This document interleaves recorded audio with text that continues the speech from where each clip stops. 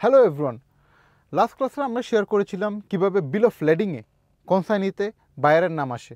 So কিভাবে আমাদের বায়ারের নাম এখানে আমরা প্রোভাইড করব, তখন আমি শেয়ার করেছিলাম কিছু ডকুমেন্টস লাগবে, কিছু এনওসি, ব্যাংক থেকে এনওসি লাগবে। তো আমরা যদি দেখি এখানে কনসাইনি আমরা লাস্ট টাইম বলেছিলাম যখন আমাদের ক্যাশ ইন অ্যাডভান্স 100% চলে আসে আমাদের ব্যাংকে, এখানে যমুনা ব্যাংকে, তখন bank doesn't have any problem NOC দেওয়ার। সো আমি শেয়ার করেছিলাম আপনাদেরকে লেটার্সগুলো দেখাবো যেখানে হচ্ছে এনওসি প্রোভাইড করে। সো এই ক্লাসে আমরা এনওসি কীভাবে প্রোভাইড করে ব্যাংক ওটা ক্লিয়ার করব। সো আমরা যদি দেখি হোয়াট ইজ দিস কনসাইনি, আর একটু যদি ডিফাইন করি, consignee is the person the receipt of the goods being shipped. কনসাইনির একদম হোল অথরিটি আছে এখানে। যদি বিল অফ লেডিংয়ে যদি কনসাইনি যদি আমার বায়ারের নাম থাকে, buyer has the whole authority to release the goods যখন ওর পোর্টে পৌঁছাবে, সিম্পল অ্যাজ দ্যাট। সো এখানে যদি বায়ারের নাম থাকে ডেফিনেটলি ও ছাড়াতে পারবে, মাল গুডসগুলো ছাড়াতে পারবে। সো আমাদের ব্যাংক ডেফিনেটলি এনওসি দিতে হবে। এখানে যদি নামটা বসাতে হয় আমাদের শিপিং এজেন্ট থেকে, শিপিং এজেন্ট বলবে যে ব্যাংক থেকে এনওসি নিয়ে আসতে। কারণ কেন? শিপিং এজেন্ট মেক শিওর করবে যে ব্যাংক এনওসি দিচ্ছে যে পেমেন্টটা কমপ্লিট হয়েছে।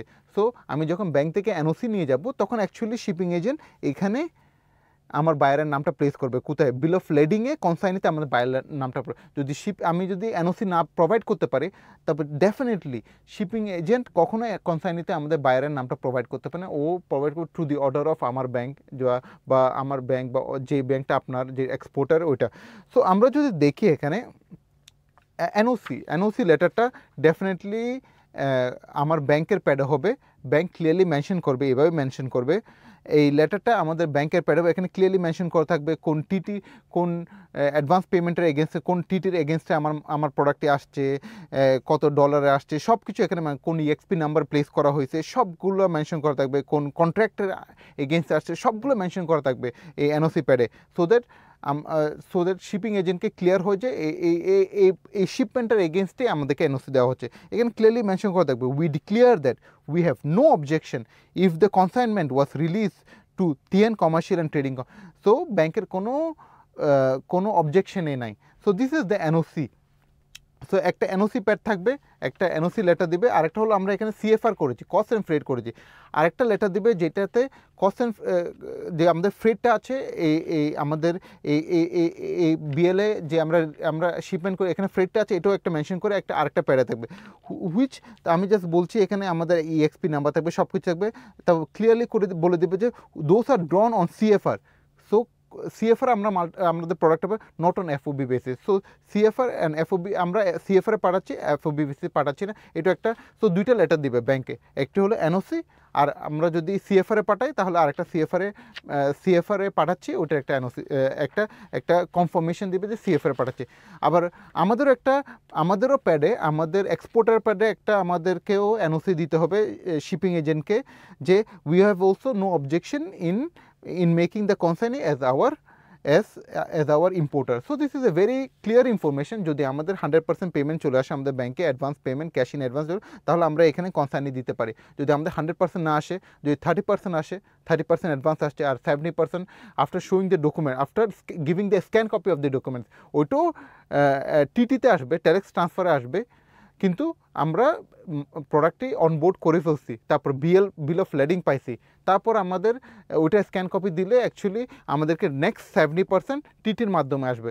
তখনও কিন্তু আমাদের এখানে কনসাইনি ব্যাংকে দিতে হবে। ব্যাংক তারপর কী করবে, আমাদের পেছনে এন্ডোর্স করে দিবে টু দি অর্ডার অফ আমাদের বায়ারকে, তারপর আমরা সবগুলো ডকুমেন্টস পাঠাতে পারবো। So this is very clear. এই লেটারগুলো পাওয়ার জন্য আমাদের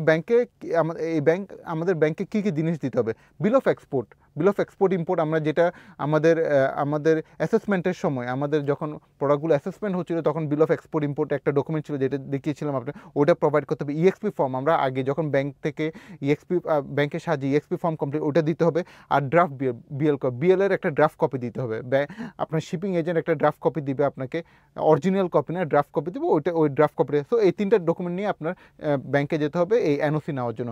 একটি হলো bill of export, EXP form, আর হচ্ছে ড্রাফট বিএল। সো ওভারঅল এটাই হলো আপনার কনসাইনি যদি আমরা আমরা বায়ার হিসেবে রাখতে চাই। যদি আমাদের কনসাইনি ব্যাংক থাকে, তাহলে কোনো ওরকম লেটার দিতে হবে না, কারণ কনসাইনি তো ব্যাংক অ্যাকচুয়ালি ডিটারমাইন করবে আমাদের ডলারটা আসছে। সো আমাদেরকে শিপিং এজেন্ট কনসাইনি ব্যাংক থাকলে আমাদেরকে বিএলটা অটোমেটিকলি বিএলটা আমরা যাওয়ার সাথে সাথে দিয়ে দেবো with the consignee bank. So overall এটা যদি সিএফআর হয় আমাদের সিএফআর একটা লেটার লাগবে, দ্যাটস ইট। যদি এফওবি হয় কোনো লেটারে লাগবে না, ইটস জাস্ট আমাদেরকে শিপিং এজেন্টটা এটা সো ওভারঅল অ্যাকচুয়ালি আমাদের যদি কমপ্লিট পেমেন্টটা চলে আসে, আমাদের 3টা লেটার লাগবে, একটা ব্যাংক থেকে এনওসি, একটা আমাদের সিএফআর একটা লেটার, আর হলো আমাদের এনওসি ফ্রম দি শিপার, আমরা যে এক্সপোর্ট করছি। So this are the overall thing. আমরা তাহলে নেক্সট ক্লাসে যাব সার্টিফিকেট অফ অরিজিন নিয়ে, যে আমাদের সার্টিফিকেট অফ অরিজিন, আমাদের এই প্রোডাক্টগুলো যে বাংলাদেশ তৈরি, ওটা একটা সার্টিফিকেট আমাদের বাংলাদেশ গভর্নমেন্ট দিবে ইপিবি থেকে। সো ওইটা নিয়ে আমরা ডিটেল কথা বলবো। So let's go to the next class. Thank you very much.